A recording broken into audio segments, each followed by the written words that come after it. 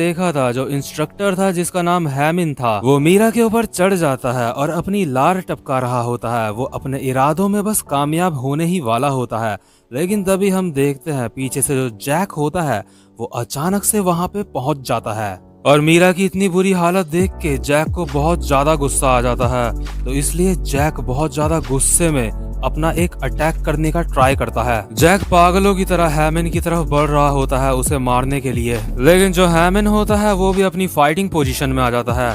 हैमन कहता है, हे क्या तुम यहाँ पे अकेले आए हो?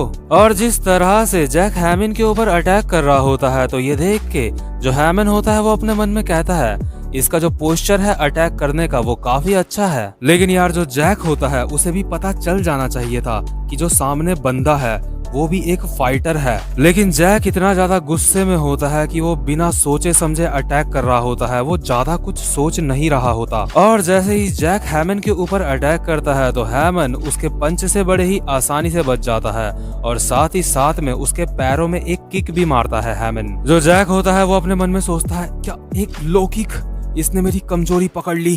इसके बाद जो हैमन होता है वो कहता है, क्या तुम यहाँ पे गलती से आ गए हो?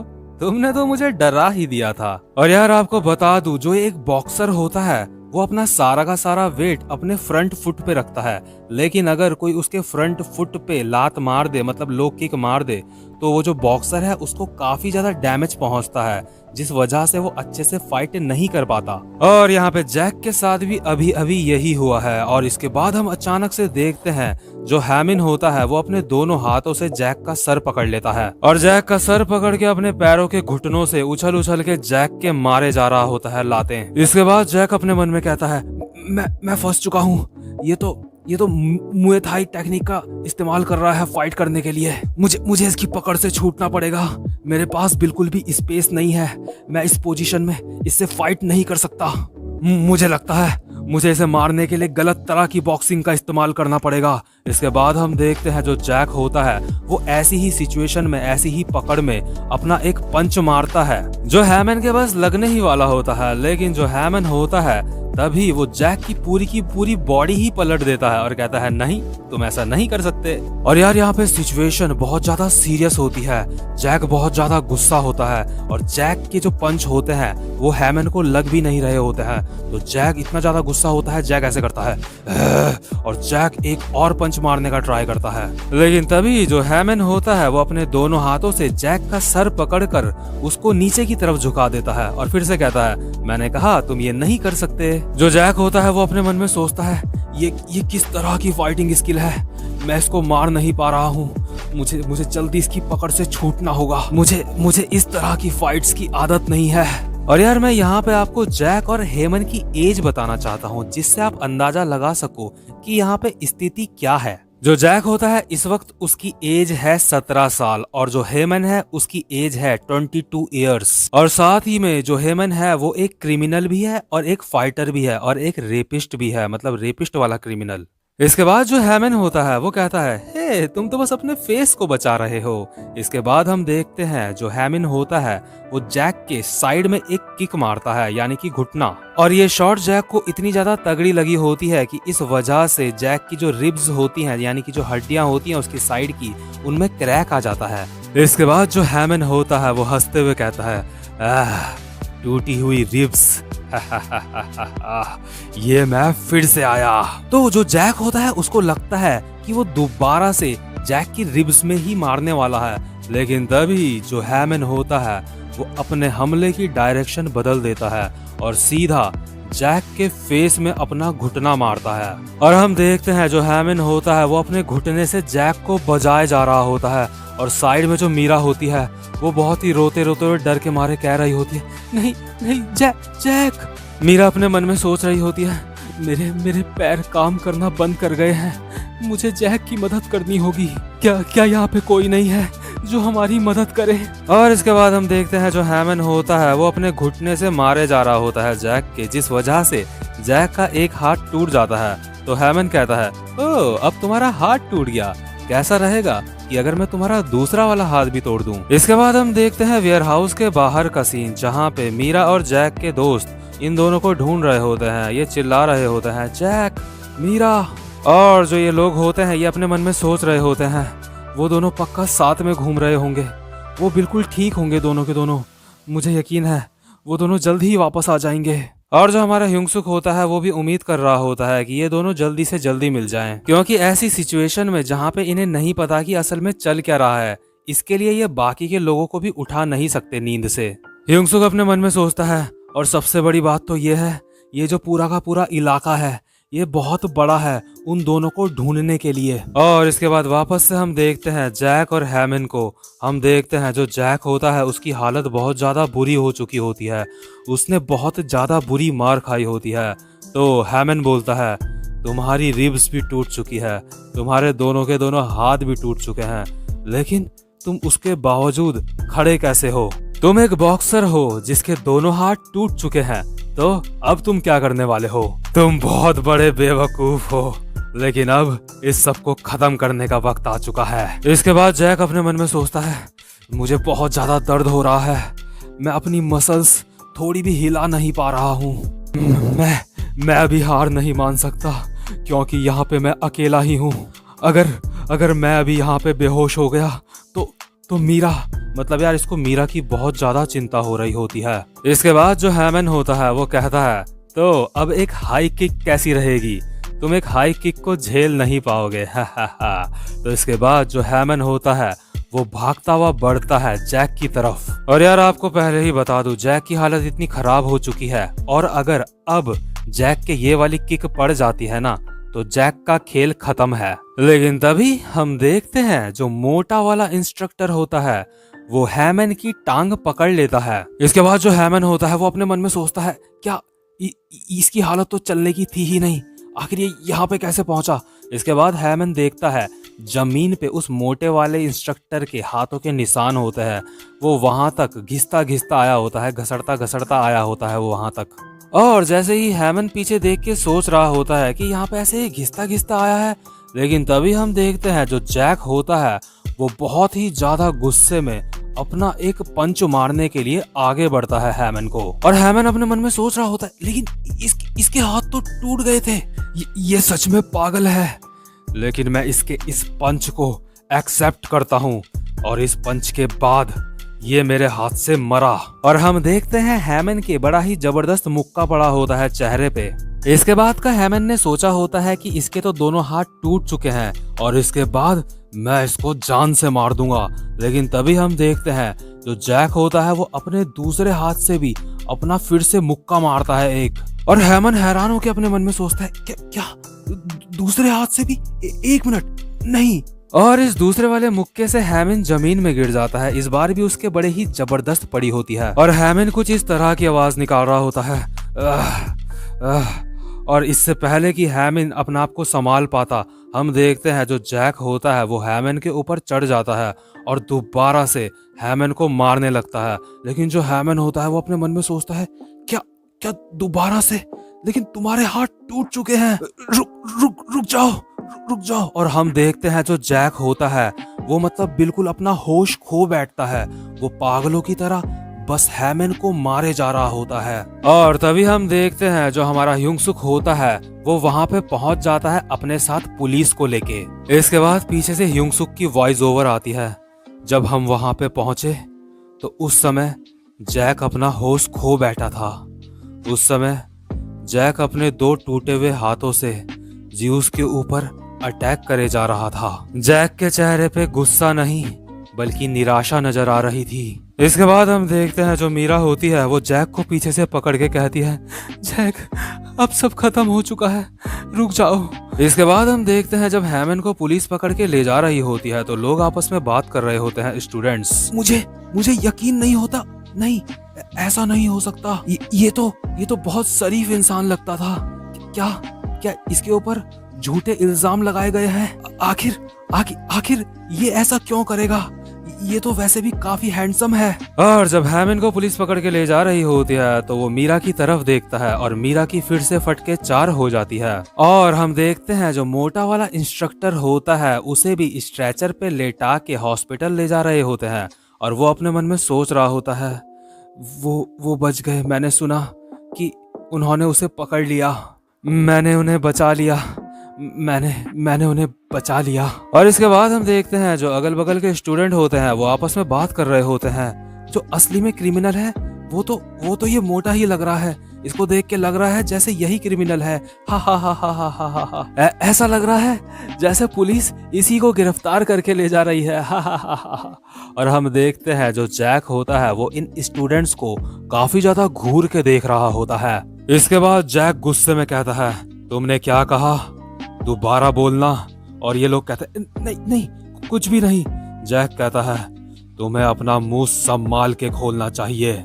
इसके बाद जो जैक होता है वो मोटे वाले इंस्ट्रक्टर को रिस्पेक्ट देते हुए उसके सामने अपना सर झुकाता है। इसके बाद जो मीरा होती है वो जैक को कहती है, जैक तुम सच में ठीक हो ना? इसके बाद जैक हंसते हुए कहता है, मैं ठीक हूँ मीरा, तुम चिंता मत करो, मैं जल्द ही वापस आ जाऊंगा ठीक होके, तुम पुलिस वालों के साथ ही रहना। इसके बाद मीरा कहती है, तुम पक्का ठीक हो ना जैक? इसके बाद जैक कहता है, अरे मैं ठीक हूँ। इसके बाद हम देखते हैं पुलिस वाले भी वहां से चले जाते हैं और जैक और वॉन बिन हॉस्पिटल में एडमिट हो जाते हैं। इसके बाद पीछे से फिर से युंगसुक की वॉइस ओवर आती है।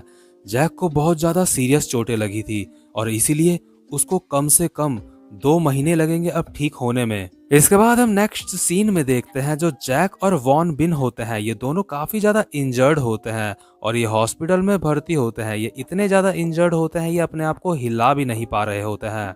मीरा कहती है, जब तुम्हें इतनी ज्यादा चोट लगी थी तो तुम ऐसे क्यों बिहेव कर रहे थे जैसे तुम्हारे बिल्कुल भी चोट नहीं लगी है? तुम बिल्कुल भी नहीं बदलोगे कभी। लेकिन मन ही मन मीरा राहत की सांस ले रही होती है क्योंकि यार वो जो सिचुएशन थी वो बहुत ज्यादा सीरियस सिचुएशन थी। वो ऐसी सिचुएशन थी कि उस वक्त जो जैक था वो भी हारने वाला था, उसकी भी हालत खराब होने वाली थी और मीरा को भी कोई नहीं बचा पाता उस वक्त अगर जैक हार जाता। और जब तक वहां पे युंगसुक लोग पहुंचते तब तक तो मीरा की इज्जत लुट चुकी होती। इसके बाद हम देखते हैं जो हैमन होता है वो जेल में होता है और वो बाकी के कैदियों से बात कर रहा होता है। वो कहता है, हेलो, मेरा नाम हैमन है और मैं यहाँ पे एक स्पेशल रेप केस के लिए आया हूँ।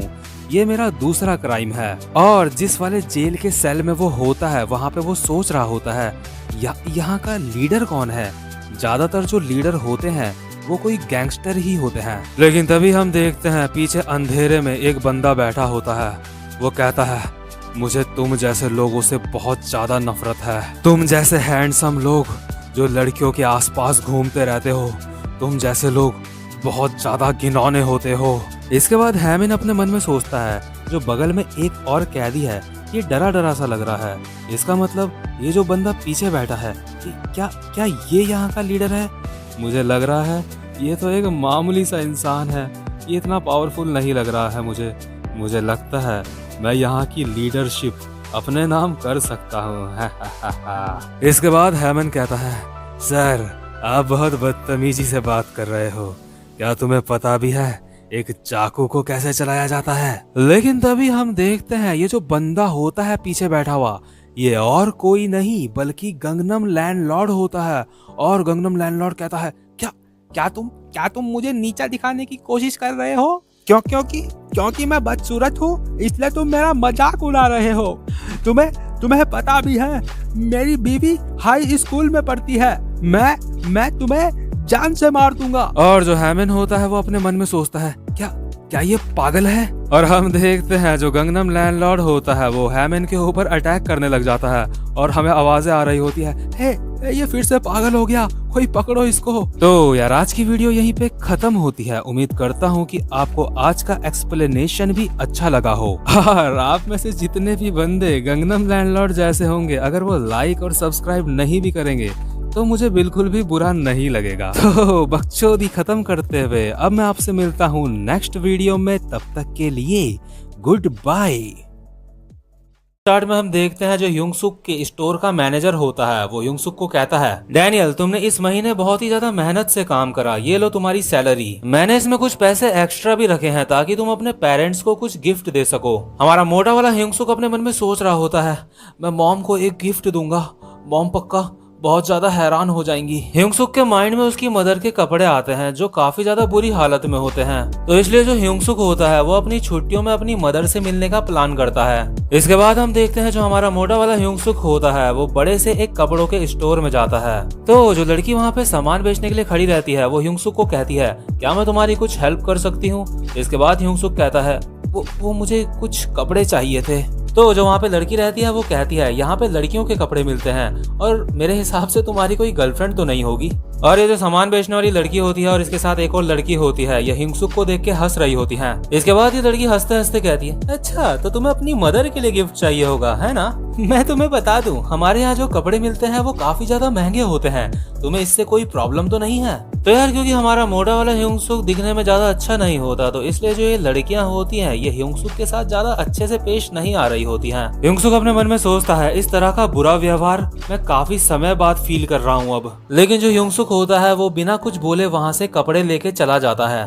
इसके बाद ह्यूंगसुक एक बस में चढ़ता है ताकि वो वहाँ जा सके जहाँ उसकी मदर रहती है। ह्यूंगसुक देखता है ह्यूंगसुक की जो सीट होती है बस में उसी के बगल में एक लड़की बैठी होती है। तो जो ह्यूंगसुक होता है वो कहता है, एक्सक्यूज मी, वो वहाँ पे आपके बगल में मेरी सीट है। और यार ये जो लड़की होती है वो ये सुन के बहुत ज्यादा हैरान हो जाती है। इस लड़की के चेहरे को देख के साफ पता चल रहा होता है कि ये नहीं चाहती कि ये बंदा यहाँ पे बैठे, लेकिन इसके बाद फिर भी वो बोलती है, ओ ठीक है, अब बोलेगी भी क्या। और वो इसके बाद ह्यूंगसुक अपने मन में सोचता है, जो मेरा नया शरीर है उसमें जिंदगी जीने के बाद मुझे एहसास हुआ कि असल में मेरी जो असली जिंदगी है वो कितनी निराशाजनक है। इसके बाद हम देखते हैं ह्यूंगसुक वहां पहुंच जाता है जहां उसकी मदर रहती होती है, और ये जगह वही होती है जहां ह्यूंगसुक पहले स्कूल पढ़ता होता है। और यार ये वही जगह है जहां पे ह्यूंगसुक को बहुत ज्यादा परेशान किया जाता था, जिस वजह से ह्यूंगसुक ने अपने स्कूल का ट्रांसफर करवाया था दूसरी जगह। तो क्योंकि ह्यूंगसुक पहले यहीं रहता होता है तो इसलिए वो अपने मन में सोचता है, ये जगह बिल्कुल भी नहीं बदली, वही सड़कें, वही गलियां, लेकिन मुझे यहाँ से गए हुए अभी बस 2 ही महीने हुए हैं, इसलिए मुझे यहाँ से जल्दी अपने घर जाना पड़ेगा। जब से मैंने यहाँ पे कदम रखा है मैं बहुत ज्यादा नर्वस हूँ, इस वजह से मुझे बहुत टॉयलेट भी आ रही है। और यार जो अपना ह्यूंगसुक होता है उसको जो पुराने लोग जो उसको परेशान करते थे वो उसे दोबारा से ना मिल जाए, इसलिए ह्यूंगसुक काफी ज्यादा परेशान होता है। ह्यूंगसुक अपने मन में सोचता है, अगर ये मुमकिन होता तो मैं इस जगह में कभी भी अपना कदम तक नहीं रखता। अगर मैं यहाँ पे किसी ऐसे से मिल गया जिसको मैं जानता हूँ। ह्यूंगसुक डर ही रहा होता है, लेकिन तभी उसके पीछे से आवाज आती है, हे डैनियल। और ह्यूंगसुक की फटके 4 हो जाती है। उसको लगता है कहीं वही इंसान तो नहीं है ये जो उसको परेशान करते थे। लेकिन तभी जो ये बंदा होता है वो कहता है, तुम डैनियल हो ना? इसके बाद ह्यूंगसुक अपने मन में सोचता है, आखिर ये कौन है? तो ये जो बंदा होता है ये स्माइल करते हुए कहता है, ये तुम ही हो, तुमने अचानक से स्कूल छोड़ दिया था, तो और सब कैसा चल रहा है? ह्यूंगसुक अपने मन में सोचता है, ये तो वही है, लेकिन इसका नाम क्या था? ये तो वही है, जब मैं पिटता था, जब मुझे परेशान किया जाता था तो ये साइड में खड़ा होकर सब कुछ देखता था। तो जो अपना ह्यूंगसुक होता है वो कहता है, हे तुम कैसे हो? लेकिन ह्यूंगसुक अपने मन में राहत की सांस ले रहा होता है, चलो ये वो बंदा नहीं है जो मुझे परेशान करते थे। इसके बाद हम देखते हैं जो ह्यूंगसुक होता है और ये जो बंदा होता है ये एक जगह में बैठ के बातें कर रहे होते हैं। ये जो बंदा होता है ये ह्यूंगसुक को बताता है, जब तुमने अचानक से स्कूल छोड़ दिया था उसके बाद लोगन बहुत ज्यादा गुस्सा हो गया था, इसलिए जो अगल बगल के और जो बच्चे होते थे, जो शरीफ बच्चे होते थे, वो काफी ज्यादा परेशान हो गए थे, क्योंकि यार जो लोगन होता है वो ह्यूंगसुक के जाने के बाद बाकी बच्चों को तंग करने लगता होता है। ये जो बंदा होता है ये ह्यूंगसुक को कहता है, तुम्हारे लिए ये बहुत ज्यादा मुश्किल रहा होगा ना, इसलिए तुमने अपना ट्रांसफर करा लिया। मैं सच में बहुत ज्यादा हैरान था जब तुमने अपना 2nd सेमेस्टर में ही अपना ट्रांसफर करा लिया। लेकिन हम देखते हैं ये जो बंदा होता है ये ह्यूंगसुक से बात करते करते अपने फोन में भी कुछ ना कुछ करता रहता है। और जो ह्यूंगसुक होता है वो अपने मन में हैरान होकर सोच रहा होता है, क्या मैंने पहले भी कभी इससे बात करी थी? पहले भी हम कभी बात नहीं करते थे, हम इतने ज्यादा क्लोज नहीं थे। और ये अपना मोबाइल भी बिल्कुल भी फ्री नहीं छोड़ रहा है। और ये जो बंदा होता है ये मोबाइल में चैटिंग करते करते ह्यूंगसुक से बोलता है, और बताओ जब से तुम यहाँ से गए हो क्या तब से सब कुछ सही चल रहा है? तो जो ह्यूंगसुक होता है वो अपने मन में सोचता है, क्या ये मुझे यहाँ पे रोकने की कोशिश कर रहा है? खैर जो भी हो, ये मुझसे एक दोस्त की तरह बर्ताव कर रहा है।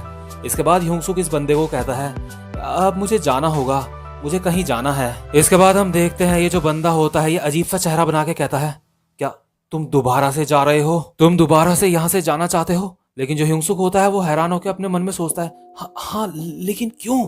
लेकिन तभी हम देखते हैं अचानक से दूर से एक फुटबॉल उड़ते हुए आती है और तेजी से इस बंदे के सर में जाके लगती है। और जो ह्यूंगसुक होता है वो हैरान होकर सोचता है, ये क्या है। इसके बाद हम देखते हैं पीछे से एक आवाज आती है, लगता है तुम काफी बड़े हो चुके हो। और हम देखते हैं ये जो बंदा होता है ह्यूंगसुक के साथ, इसने उन बंदों को बुला दिया होता है जो ह्यूंगसुक को बुली करते थे, जो उसको परेशान करते थे। तो इसके बाद ये बंदे कहते हैं जो यहाँ पे आते हैं, इनमें से एक कहता है, तुमने मुझे यहाँ पे बुलाया, क्या तुम मेरे ऊपर अपना हुक्म चला रहे हो। और यार हम देखते हैं जो हमारा ह्यूंगसुक होता है वो बहुत ज्यादा हैरान हो जाता है उन्हीं बंदों को दोबारा से देख के जो उसको परेशान किया करते थे।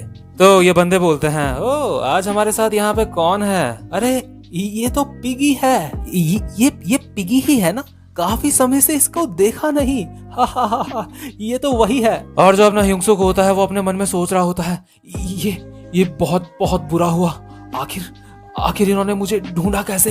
इसके बाद जो ये बुरा बंदा होता है ये ह्यूंगसुक को कहता है, ओह तो तुम कैसे हो, तुमने यहाँ से बिना कुछ बोले अपना ट्रांसफर क्यों करवा लिया, तुमने यहाँ से जाने से पहले अपने मालिक की इजाजत भी नहीं ली पिकाचू। इसके बाद जो दूसरा बंदा होता है अजीब सा, वो कहता है, हा, मैं सोच ही रहा था इस ढक्कन ने हमें मैसेज करके यहाँ पे क्यों बुलाया।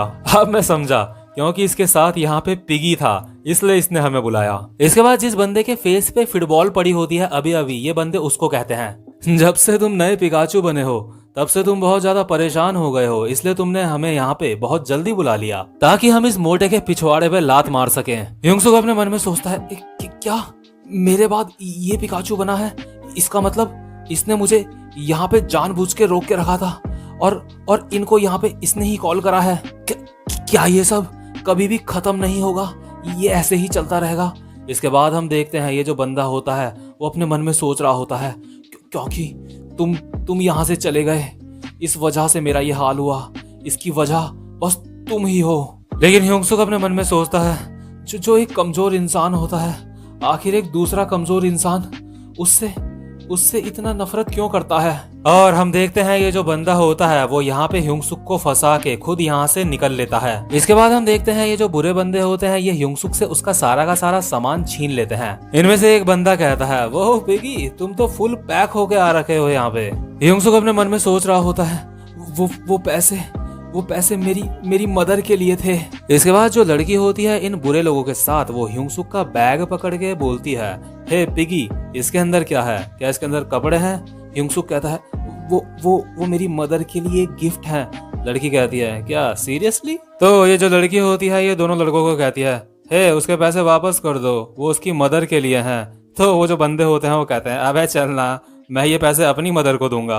ह्यूंगसुक अपने मन में सोच रहा होता है, जब मैं पहले यहाँ रहता था उस वक्त ये मेरे पैसे नहीं छीनते थे, क्या ये अब ऐसा इसलिए कर रहे हैं क्योंकि मैं अब यहाँ पे नहीं रहता। तो ये जो बुरा बंदा होता है ये ह्यूंगसुक का वॉलेट चेक करते हुए कहता है, चलो तो अब पिगी का वॉलेट चेक करते हैं। अरे ये वॉलेट है या कोई कूड़ेदान है। जो ह्यूंगसुक होता है वो अपने मन में सोच रहा होता है, मुझे लगता है मैं कुछ भी नहीं कर सकता यहाँ पे अभी।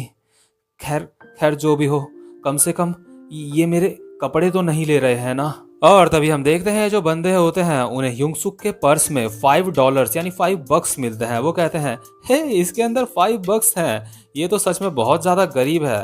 खैर छोड़ो जो भी हो, ये लेते हैं और यहाँ से चलते हैं और जाके गेम्स खेलते हैं। और जो ह्यूंगसुक होता है वो अपने मन में सोचता है, नहीं ये तो वही $5 हैं जो मेरी मदर ने कूड़ा बेच के वो कमाए थे और मुझे दिए थे, वो मेरे लिए बहुत ही ज्यादा खास हैं। इसके बाद जो ह्यूंगसुक होता है वो हिम्मत करके कहता है, हे मैंने तुम्हें लिफाफे के अंदर के सारे पैसे दे दिए, तो इसलिए मुझे वो $5 वापस कर दो, ठीक है ना, प्लीज मेरी ये बात मान जाओ। इसके बाद जो ये बुरा वाला बंदा होता है वो कहता है, हा, क्या तुम्हें $5 वापस कर दूं? बिल्कुल भी नहीं, तुम बहुत ज्यादा घमंडी हो चुके हो। इसके बाद जो ये बंदा होता है वो एक हाथ से ह्यूंगसुक का कंधा पकड़ के कहता है, तुम कुछ महीने बाद ही लगता है सब कुछ भूल चुके हो। आखिर तुम्हारी हिम्मत कैसे हुई मुझसे दोबारा जवाब देने की मुझे? क्या तुम पिकाचू की तरह रेंगते हुए घर जाना चाहते हो? तभी दूसरा बंदा कहता है, हे देखो वो रोने वाला है। लेकिन जो ह्यूंगसुक होता है वो अभी अपने मन में सोच रहा होता है, वास्को की तुलना में मुझे इसकी पकड़ से थोड़ा भी दर्द नहीं हो रहा है। और अचानक से जो ह्यूंगसुक होता है वो अपने हाथ से इस बंदे का हाथ पकड़ लेता है और यार अब अपने नए शरीर में थोड़ी बहुत फाइट्स करने के बाद जो ह्यूंगसुक होता है उसको थोड़ा बहुत एक्सपीरियंस हो जाता है फाइट का। और ये जो बंदा होता है ये अपने मन में सोचता है क्या ये ताकत। और हम देखते हैं जो ह्यूंगसुक होता है वो इस बंदे को अपने एक हाथ से पकड़ के दूसरी तरफ पलट देता है और कहता है मैंने तुम्हें कुछ पैसे दे दिए हैं तो इसलिए तुम मेरे $5 वापस कर दो। और यार जो ह्यूंगसुक होता है उसकी पकड़ काफी मजबूत होती है तो इसलिए ये जो बंदा होता है वो ऐसे कर रहा होता है और जो एक लड़का और लड़की और होते हैं बगल में वो दोनों काफी ज्यादा हैरान हो रहे होते हैं। और जिस बंदे को ह्यूंगसुक ने पकड़ा होता है वो अपने मन में सोच रहा होता है क्या ये बेवकूफ वर्कआउट कर रहा है, ये सच में मेरा बहुत ज्यादा अपमान हो रहा है। ये बंदा ह्यूंगसुक को कहता है ओए मेरा हाथ छोड़, इस हाथ में चोट लगी है मेरे। और तभी हम देखते हैं जो दूसरा वाला बंदा होता है वो कहता है तू साले, और वो ह्यूंगसुक की तरफ आगे बढ़ता है ह्यूंगसुक को एक लात मारने के लिए। लेकिन जो ह्यूंगसुक होता है वो अपने मन में सोच रहा होता है पता नहीं क्यों मुझे इससे बिल्कुल भी डर नहीं लग रहा है। और जो ह्यूंगसुक होता है वो अपने दूसरे हाथ से इस बंदे की किक पकड़ लेता है बड़ी ही आसानी से। और ये जो बंदा होता है ये अपने मन में सोचता है इसने मेरे सुनहरे उल्टे पैर को पकड़ लिया। और जो ह्यूंगसुक होता है वो इस वाले बंदे को भी पलट के साइड कर देता है। तो ये जो बंदे होते हैं वो ऐसे कर रहे होते हैं मेरा हाथ छोड़, और दूसरा बंदा कह रहा होता है मेरी टांग, और ह्यूंगसुक कह रहा होता है सॉरी। इनमें से एक बंदा कहता है हे तुम्हें पता है ना मेरी जो सीधी टांग है वो ज्यादा पावरफुल है। और दूसरा बंदा कहता है मेरा हाथ छोड़, मैंने तुझे कहा उसमें चोट लगी हुई है। इसके बाद ह्यूंगसुक अपने मन में सोचता है जब मैंने उन दोनों बंदों को अपने नीचे पड़ा हुआ देखा, मैं जानता हूँ ये सुनने में बहुत अजीब लग रहा है लेकिन मुझे बहुत ज्यादा मजा आ रहा था उन दोनों को ऐसा देख के।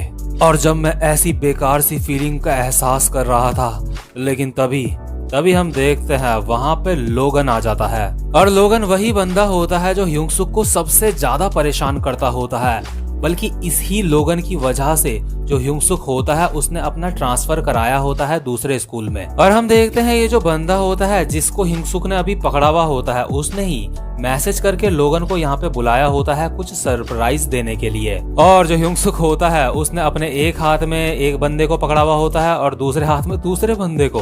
तो ये देख के लोगन कहता है हा ये सच में सरप्राइज है। और जैसे जैसे लोगन ह्यूंगसुक की तरफ बढ़ रहा होता है वो कहता है पिगी।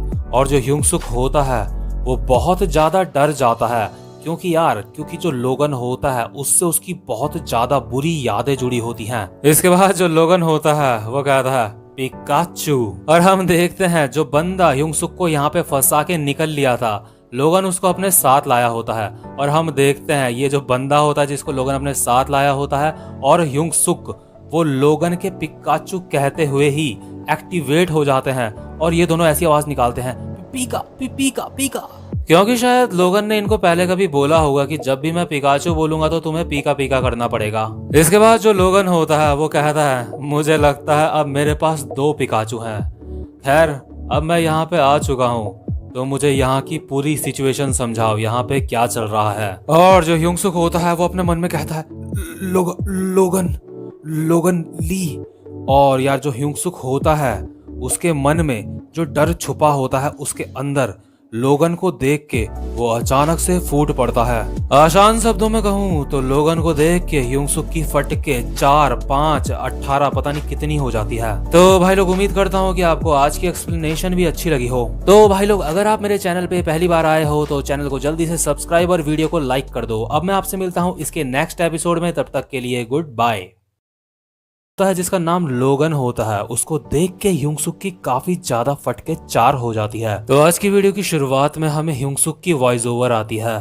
जब भी तुम किसी कुत्ते को खाना देते हो, अगर तुम घंटी बजाते हो, इसके बाद घंटी अपने आप बजने पर भी कुत्ते को लगता है कि खाने का टाइम हो चुका है। मेरे साथ भी कुछ ऐसा ही है। मेरे अंदर का डर वापस आ चुका है और इस डर को वापस बुलाने वाली घंटी का नाम है लोगन ली। इसके बाद हम देखते हैं लोगन ली को। वो ह्यूंगसुक को कहता है पिगी तुम भाग क्यों गए थे, क्या तुम्हें मेरे साथ रहने से नफरत है।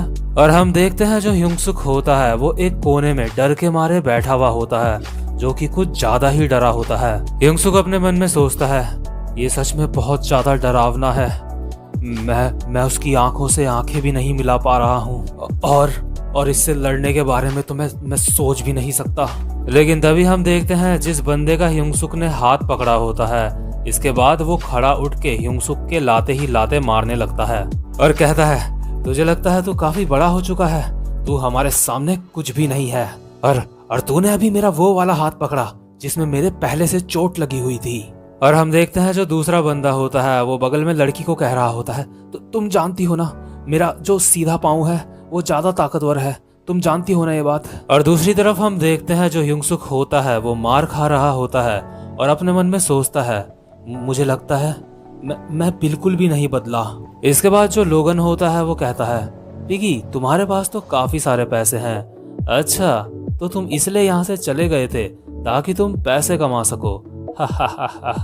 जो मेरा नया पिकाचू है वो पैसे नहीं कमाता। इसके बाद लोगन नए पिकाचू को कहता है, तुमने देखा अपने सीनियर पिकाचू को, तुम्हें उससे कुछ सीखना चाहिए, सिर्फ भागने के अलावा, क्योंकि अगर तुम भागे इसके बाद मैं तुम्हें ढूंढूंगा और तुम्हें जान से मार डालूंगा।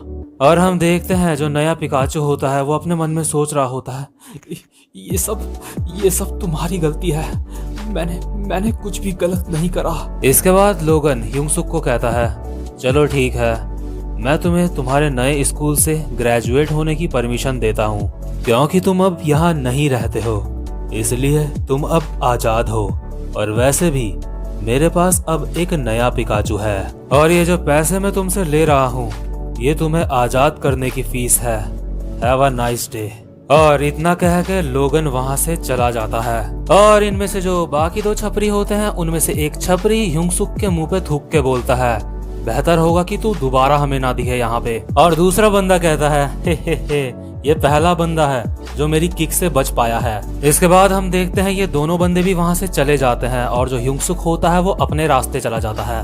और ह्यूंग-सुक अपने मन में सोच रहा होता है, भले ही मेरी जो सैलरी थी वो भी चले गई और जो मॉम ने मुझे $5 दिए थे वो भी चले गए, मुझे इस बात में भले ही गुस्सा आया था, लेकिन सच तो ये है कि जो लोगन है अब मैं उससे दूर हो चुका हूँ और ये बात सोच के मुझे सच में खुशी मिल रही है। और ह्यूंग-सुक को याद आता है वो जो लड़की होती है उनके साथ, वो कहती है, ये लो, ये तुम्हारी मदर के लिए है ना कपड़े, इनको तुम वापस ले लो। ह्यूंग-सुक को याद आता है इस लड़की ने पहले भी ऐसा कहा था, मैं तुम्हारी आगे से कुछ मदद नहीं करूंगी, इनको मैं कुछ भी नहीं बोलूंगी, तुम सच में बहुत ज्यादा बेकार हो। ह्यूंग-सुक के साथ जो चीज पहले होती थी अब भी वही हुई होती है। तो ह्यूंग-सुक अपने मन में सोचता है, मैं सच में बिल्कुल भी नहीं बदला हूँ।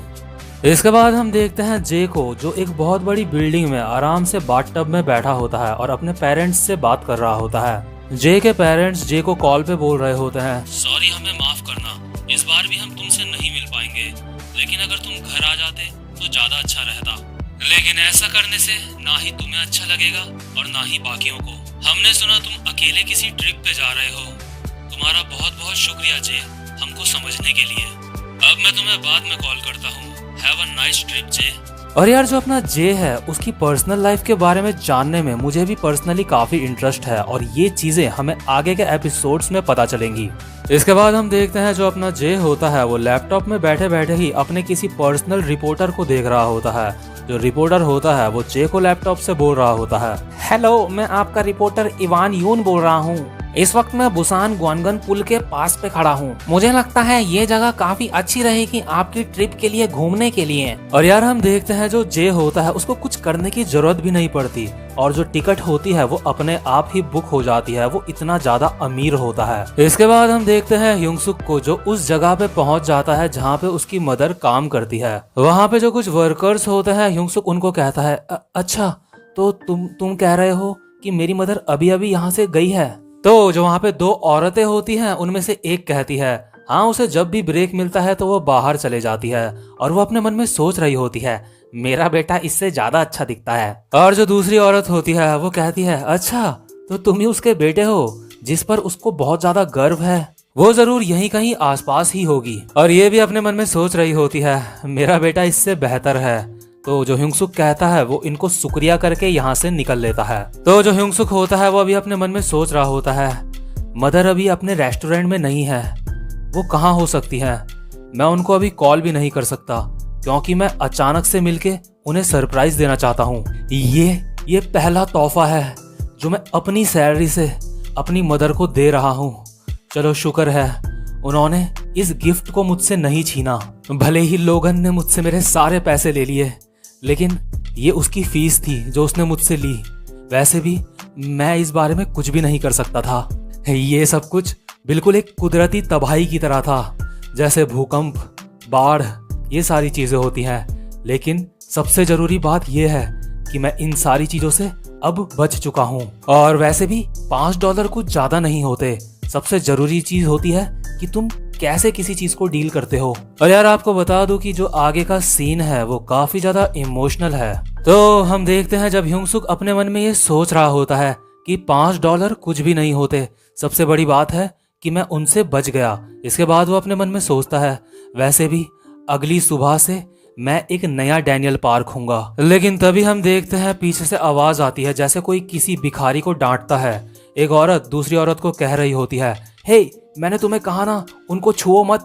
मैंने तुम्हें बताया हमारे पास कोई ऐसा है जो इस सारे कूड़े को यहाँ से ले जाएगा, तो तुम इसको क्यों ले जा रही हो। तो जो वो औरत होती है जो कूड़े को ले जा रही होती है वो कहती है, मुझे माफ कर दो। और जो दूसरी औरत होती है वो कहती है, मुझे पता है तुम ये सारी चीजें इसलिए जमा कर रही हो ताकि तुम अपने बेटे की स्कूल की फीस दे सको, लेकिन अगर तुम ऐसा करोगी तो मैं मुसीबत में आ जाऊंगी अगर तुम ये ले जाओगी यहाँ से तो।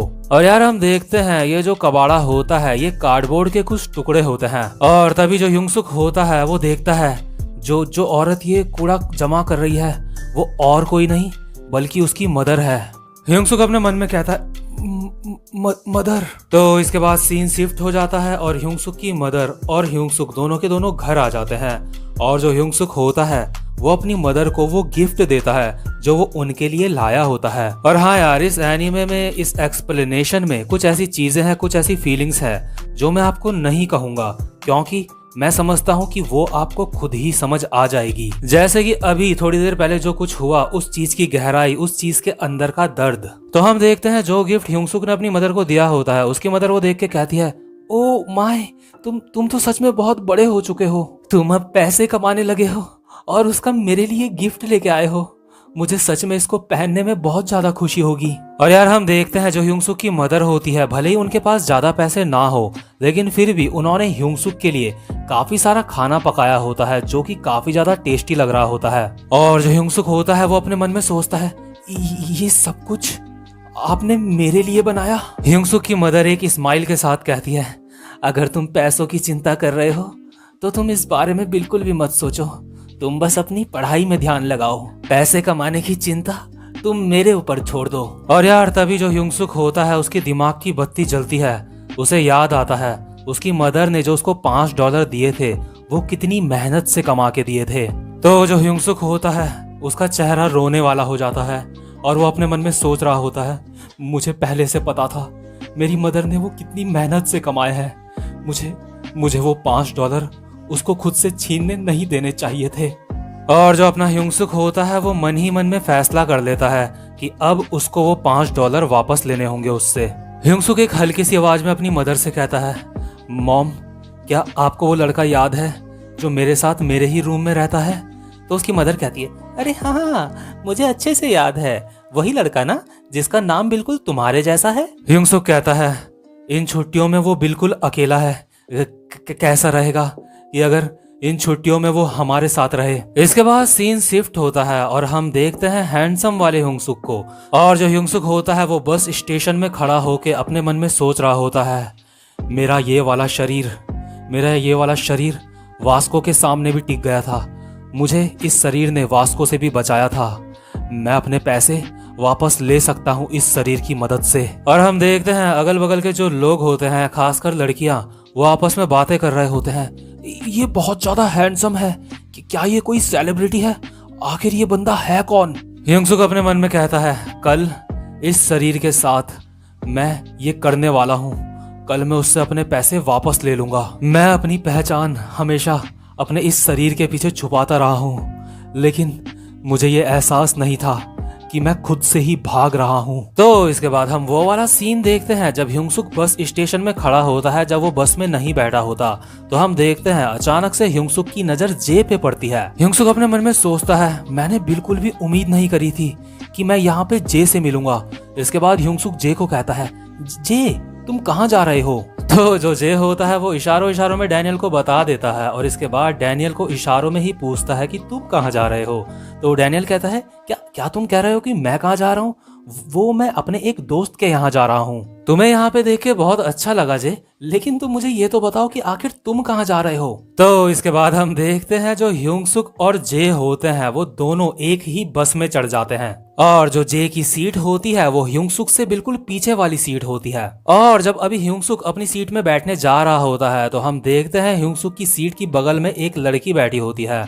तो ह्योंग-सुक उसको कहता है, एक्सक्यूज मी, यहाँ पे मेरी सीट है आपके बगल में। और यार क्योंकि जो ह्योंग-सुक होता है वो वहीं जा रहा होता है जहाँ पे उसका मोटा वाला शरीर होता है, तो इसलिए ह्योंग-सुक अपने मन में सोच रहा होता है, मुझे कोई ऐसा रीजन ढूंढना होगा, ऐसा कारण ढूंढना होगा जिससे मैं बारी बारी सो सकूं और मतलब बाकी लोगों को मेरे ऊपर शक भी ना हो। लेकिन जो ह्योंग-सुक के बगल में लड़की बैठी होती है वो अपने मन में सोच रही होती है, ये सच में बहुत ज्यादा सुंदर है। मतलब यार देख रहे हो, जब मोटा वाला ह्योंग-सुक ऐसे ही किसी लड़की के बगल में बैठा था तो वो जो लड़की थी वो बहुत ज्यादा मतलब अजीब सा मुंह बना लिया था उसने, लेकिन इस समय ये वाली लड़की बहुत ज्यादा खुश लग रही है। और हम देखते हैं जो जे होता है वो भी ह्योंग-सुक के साथ वहीं आ रहा होता है जहाँ ह्योंग-सुक जा रहा होता है। ह्योंग-सुक अपने मन में सोचता है, ये सच में बहुत ही अजीब है कि जे भी वहीं जा रहा है जिस जगह पे मैं जा रहा हूँ, और साथ ही साथ में उसने वही बस पकड़ी है, मतलब उसकी वही बस है जो मेरी है।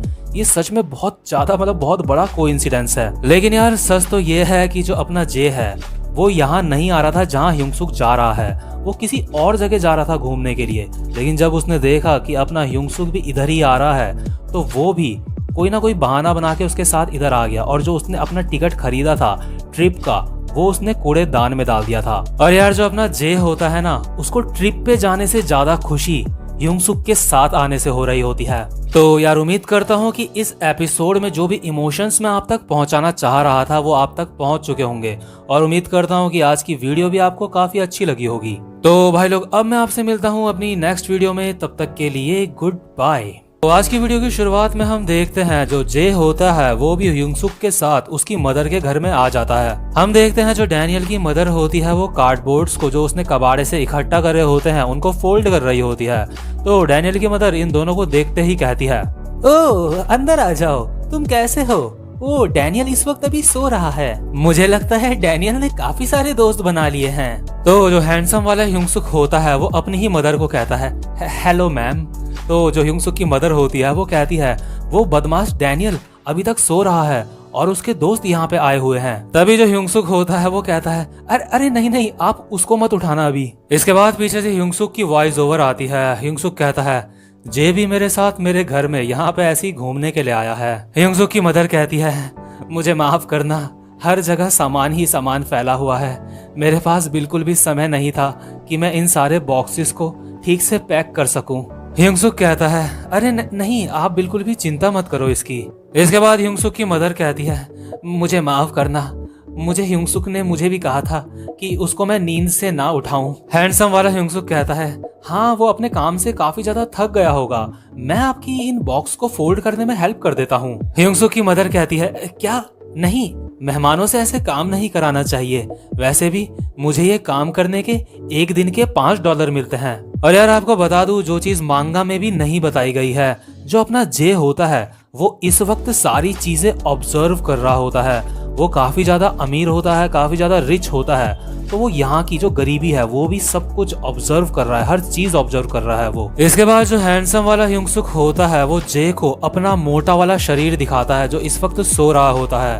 ह्योंग-सुक बताता है, यही है मेरा फ्रेंड और मैं दोनों साथ ही रहते हैं। मैं यहाँ पे अपनी फ्रेंड की किसी एक प्रॉब्लम में मदद करने आया हूँ उसकी।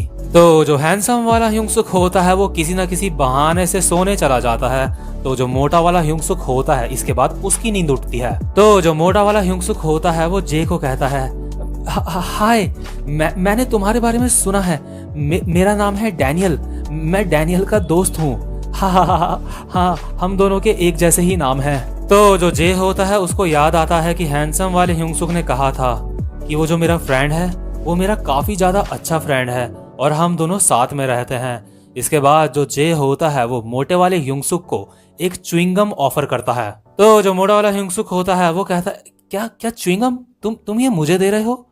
तुम ये च्युइंगम सिगरेट छोड़ने के लिए खाते हो? लेकिन मैं सिगरेट नहीं पीता। लेकिन तुम्हारा शुक्रिया, तुम सच में काफी ज्यादा अच्छे इंसान हो। और यार यहाँ पे नोट करने वाली बात यह है, जो ह्यूंगसुक के बाकी दोस्त हैं जैसे जैक, उनको पता होने के बावजूद भी कि जो ह्यूंगसुक है मोटा वाला वो हैंडसम वाले का दोस्त है, वो फिर भी इस मोटे वाले ह्यूंगसुक को मतलब नीचे मतलब गिरी हुई नजर से देखते हैं। लेकिन जो अपना जे है, हर चीज में इतना परफेक्ट होने के बावजूद भी वो ह्यूंगसुक को पूरी रिस्पेक्ट देता है। ह्यूंगसुक अपने मन में सोच रहा होता है, जितना मैंने सोचा था जे उससे भी ज्यादा अच्छा इंसान है। तो जो मोटा वाला ह्यूंगसुक होता है वो जे को बताता है कि जो हैंडसम वाला ह्यूंगसुक है वो यहाँ पे इसलिए आया है क्योंकि जो मेरी मदर है उसने उसे $5 दिए थे और मेरी वजह से वो $5 किसी ने मुझसे छीन लिए। मेरी मदर ने वो $5 इन बॉक्सेस को बेच के कमाए थे। मैं जानता हूँ $5 ज्यादा नहीं होते, लेकिन मेरे दोस्त डैनियल के लिए वो $5 बहुत ही ज्यादा स्पेशल थे। इसके बाद जे को याद आता है ह्यूंगसुक की मदर ने जे को कहा था, बेटा मुझे तुम अपनी माँ की तरह ही समझना और इसको अपना ही घर समझना। मैं तुम्हारे लिए जल्दी से कुछ खाना बना देती हूँ। जे को वो बात भी याद आती है जो हैंडसम वाले ह्यूंगसुक ने कही थी, वो मेरा बहुत अच्छा फ्रेंड है, हम दोनों साथ में रहते हैं। इसके बाद सीन शिफ्ट होता है और हम देखते हैं लोगन को, जो कहता है, ये लो इस महीने की पेमेंट। हम देखते हैं जो लोगन होता है वो अपने सीनियर्स को वो सारे पैसे दे रहा होता है पेमेंट के तौर पे, जो उसने बाकियों से छीने होते हैं। लेकिन तभी हम देखते हैं जो लोगन का सीनियर होता है वो लोगन के एक थप्पड़ मार देता है और कहता है, मेरी तरफ देखो लोगन, क्या तुम हमसे उलझने की कोशिश कर रहे हो?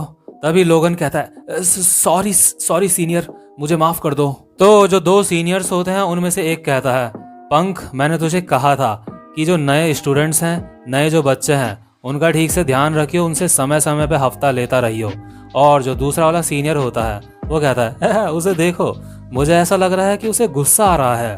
तो जो ये सीनियर्स होते हैं ये लोगन को कहते हैं, जब हमने तुम्हें ये काम दिया है तो तुम्हें ये अच्छे से करना चाहिए।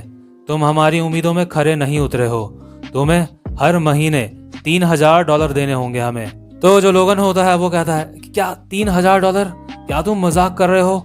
मैं हर महीने इतने सारे पैसे कैसे जमा करूंगा? मैं हमेशा सिर्फ फर्स्ट ईयर वाले बच्चों से ही पैसे लेता हूँ जो सिर्फ $1000 हैं। तो मैं सेकंड और थर्ड ईयर वालों से भी पैसे क्यों लूं? मैं नहीं जानता कि हम ये सारे के सारे पैसे किसके लिए जमा कर रहे हैं, लेकिन ये सच में बहुत ही अजीब बात है।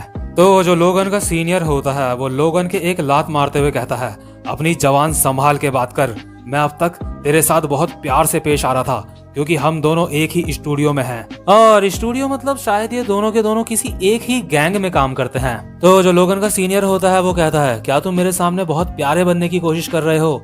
मैं एक एथलीट हूँ, क्या तुम मुझसे लड़ना चाहते हो? अगले हफ्ते हम दोबारा आएंगे और हमें ज्यादा पैसे चाहिए, हम इतने पैसे एक्सेप्ट नहीं करेंगे अगली बारी, और हमसे थोड़ा अच्छे से पेश आ। और ये जो सीनियर होते हैं वो वहां से चले जाते हैं हंसते हुए लोगन के ऊपर।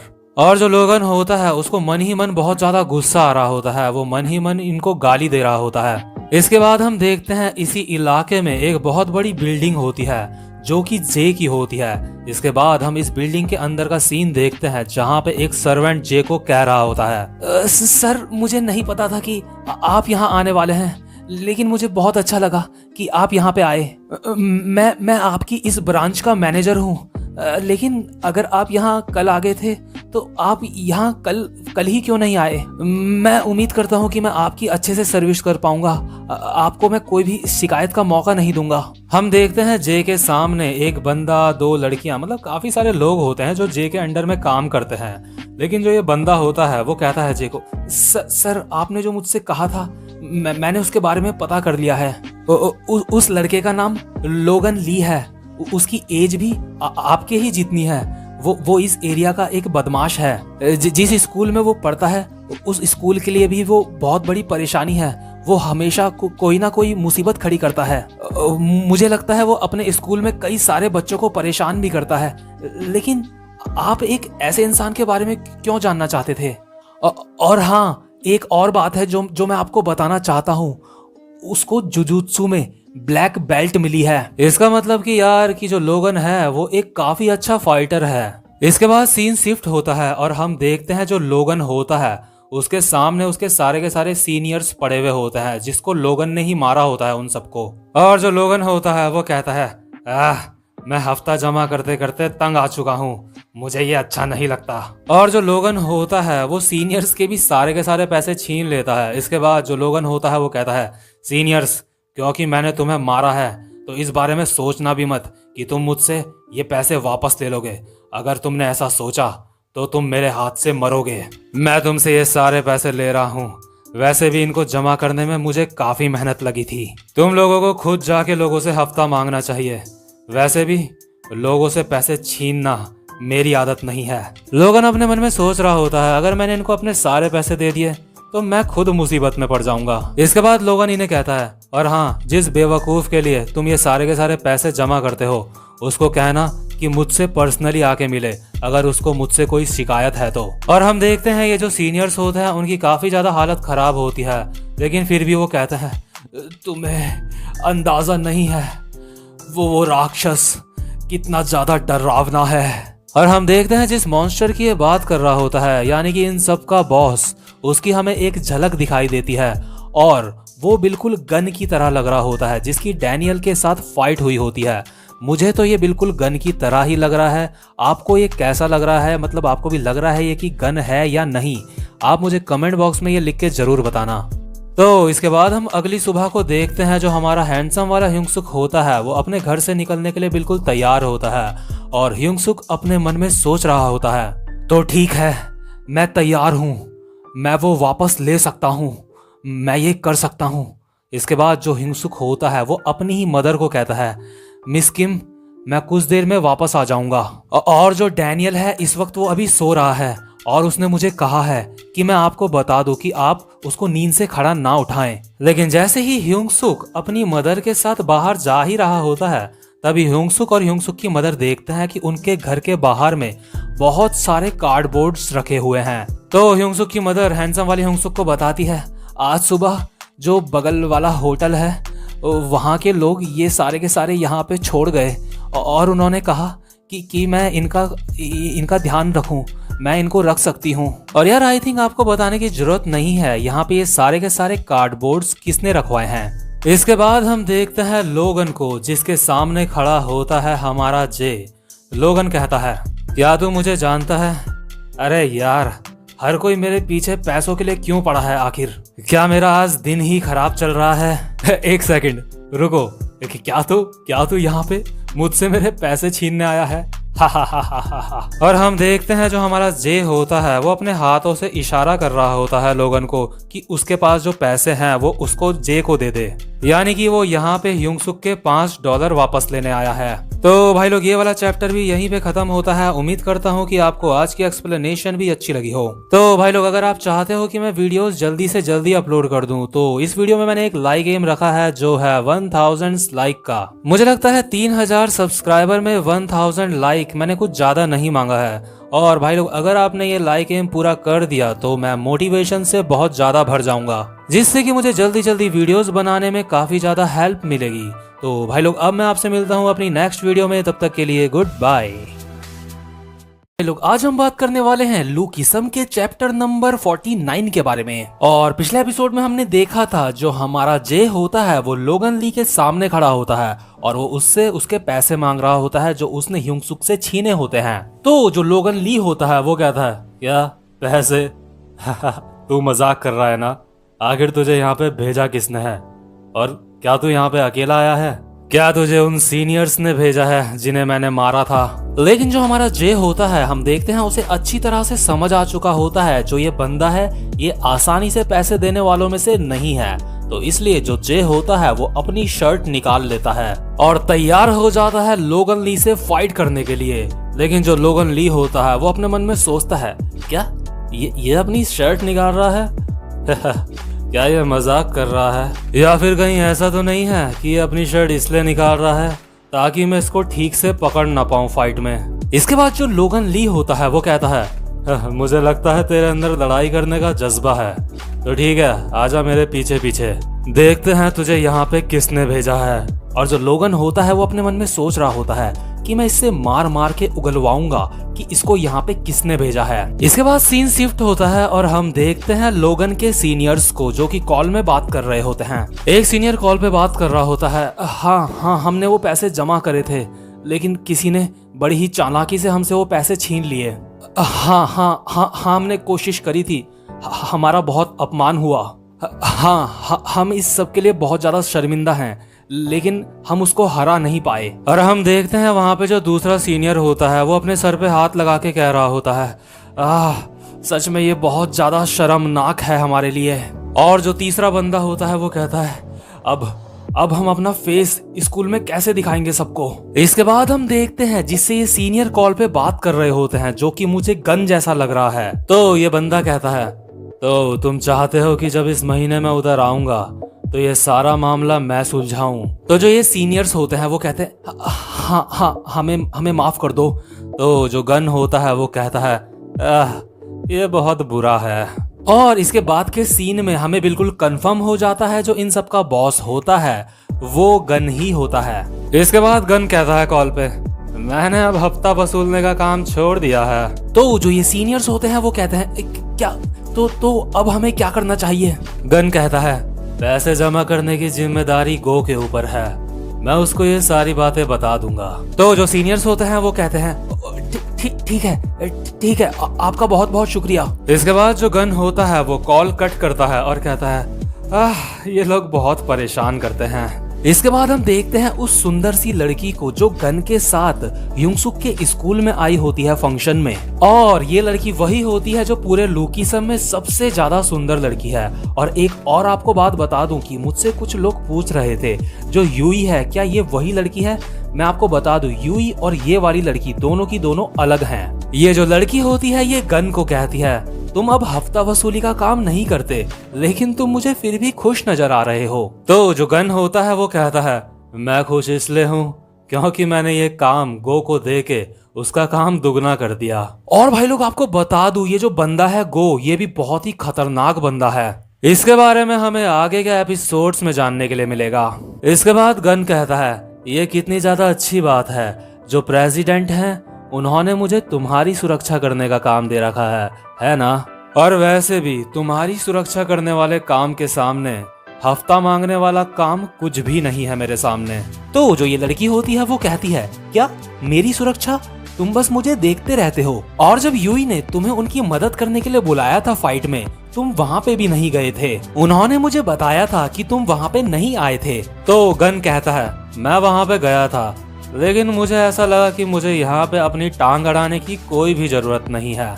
वैसे भी यूई की जिन लोगों से लड़ाई हुई थी वो मेरे हफ्ता जमा करने वाले डिपार्टमेंट के ही कुछ लोग थे, और जो यूई थी वो तुम्हारी तरफ थी, इसलिए मैं दोनों में से किसी का भी साथ नहीं दे सकता था। मुझे लगता है तुम्हें थोड़ी मेडिटेशन करने की जरूरत है। और वैसे भी यूई की तरफ वो बंदा था जिसके ऊपर प्रेसिडेंट ने मुझे अपनी नजर रखने के लिए कहा है, और इसलिए भी मैं उनकी लड़ाई के बीच में नहीं आ सकता था। और जिसके ऊपर गन को प्रेसिडेंट ने नजर रखने के लिए कहा है वो और कोई नहीं बल्कि युंगसुक है। तभी हम देखते हैं गन के पीछे एक बहुत ही स्मार्ट सा लौंडा बैठा होता है। वो कहता है, क्या मैं उसको खुद जाके देखूं?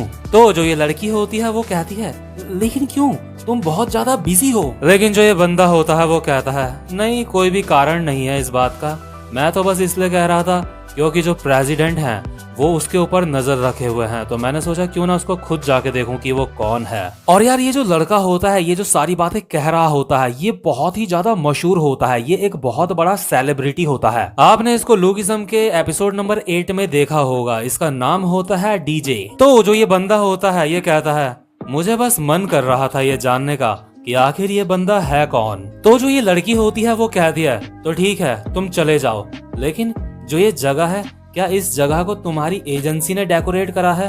अगर ऐसा है तो मुझे ये बिल्कुल भी पसंद नहीं आई। इसके बाद सीन शिफ्ट होता है और हम देखते हैं उस छपरी को जो लोगन ली के नीचे काम करता है, मतलब जो उसका दोस्त ही होता है। हम देखते हैं ये बंदा एक लड़की के साथ जा रहा होता है और ये लड़की भी उन्हीं के ग्रुप की एक मेंबर होती है। और हमारा जो युंगसुक होता है हैंडसम वाला, वो इन दोनों के सामने आता है और इन दोनों से वो लोगन ली का पता पूछता है। इसके बाद जो ये लड़का होता है कहता है, क्या लोगन ली, आखिर आखिर तू है कौन? मैं तुझे नहीं जानता। मुझे नहीं लगता कि मुझे तेरे सवाल का जवाब देने की जरूरत है, और वैसे भी तू कौन से स्कूल में पढ़ता है? और इतना कहते ही जो हमारा ह्युंगसुक होता है वो इसको घूर के देखता है और इतने में ही इसकी ह्युंगसुक को देख के फटके 4 हो जाती है। तो जो ये बंदा होता है ये कहता है, अच्छा तो तुम लोगन के दोस्त हो। वो इस वक्त या फिर जुजुत्सु स्टूडियो में होगा या फिर वो इस वक्त कंस्ट्रक्शन साइट में होगा सीनियर्स के साथ। तो जो ह्युंगसुक होता है वो कहता है, ठीक है तुम्हारा शुक्रिया। इसके बाद जो ये बंदा होता है वो कहता है, ये मुझे देख के बिल्कुल भी नहीं डरा, क्या ये फाइट में बहुत ज्यादा अच्छा है? इसके बाद ह्युंगसुक वहां से जाने लगता है, लेकिन तभी जो ये बंदा होता है वो कहता है, हे जो लोगन का दोस्त होता है वो मेरा भी दोस्त हुआ, तो इसलिए जब तुम अगली बारी मुझसे मिलो तो हम साथ में बैठ के ड्रिंक करेंगे। आखिर तुम्हारा घर कहाँ है? कि क्या मैं तुम्हें अपनी बाइक से तुम्हें घर छोड़ दूं? इसके बाद जो यहाँ पे लड़की होती है वो अपने मन में सोच रही होती है, ये जो है ये ज्यादा ही स्टाइल दिखाने की कोशिश कर रहा है जो इसी लड़की के साथ में बंदा है। तो ये अपने साथ वाले बंदे को कहती है, अब तू बस भी कर, ज्यादा स्टाइल मत दिखा। इसके बाद जो हमारा ह्युंगसुक होता है वो अपने मन में सोच रहा होता है, मुझे नहीं पता था कि ये लोगन का दोस्त है, लेकिन मुझे ऐसा लगता है मैंने अपनी नजरों से ही इसको हरा दिया है। मैंने अपने इस शरीर से जैक और वास्को के जैसे लोगों को हराया है और इसलिए मुझे लगता है कि मैं लोगन ली को भी हरा सकता हूँ अपने इस शरीर से। मैं ये कर सकता हूँ। और इसके बाद हम देखते हैं सीन शिफ्ट होता है और डायरेक्ट हमें दिखाते हैं लोगन ली और जे की फाइट। और यार मैं आपको पहले भी बता चुका हूँ, जो लोगन ली है वो फाइट में काफी ज्यादा अच्छा है। उसने अपने 3 सीनियर को साथ में ही पेल दिया था। तो यहाँ पे हम देखते हैं अपने जे को, जो मेरा फेवरेट कैरेक्टर है। जो लोगन ली होता है वो जे के ऊपर पंच मारे जा रहा होता है, लेकिन जो अपना जे होता है वो उसके सारे के सारे पंच डॉच कर लेता है।